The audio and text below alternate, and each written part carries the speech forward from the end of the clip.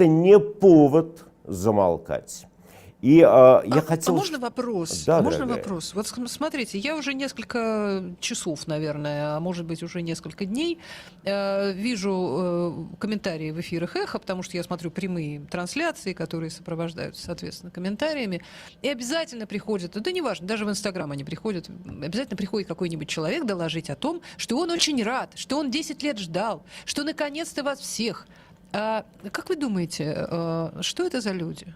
Ты знаешь, вот это здесь мы перешли к самой неприятной части разговора, потому что ведь то, что называется вот той самой черной дырой, теми самыми санкциями, которые сейчас засосут страну, это ведь впервые адресовано не олигархам, не режиму, это адресовано населению.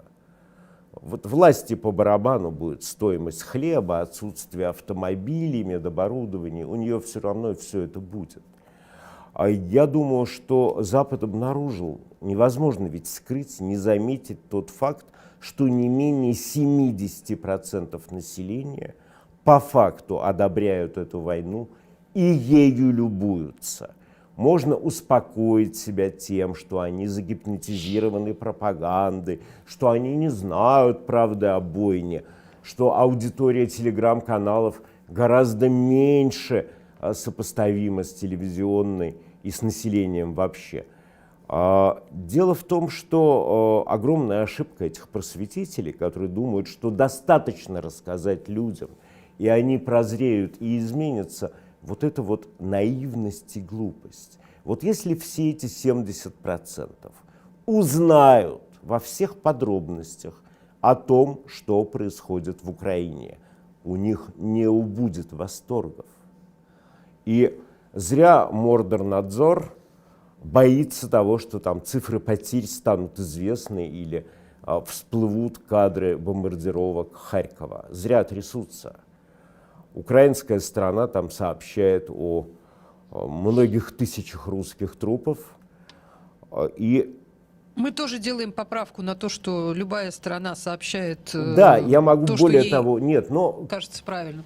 Скорее всего, подсчитать точно невозможно, но тем не менее, более не менее реалистичная цифра.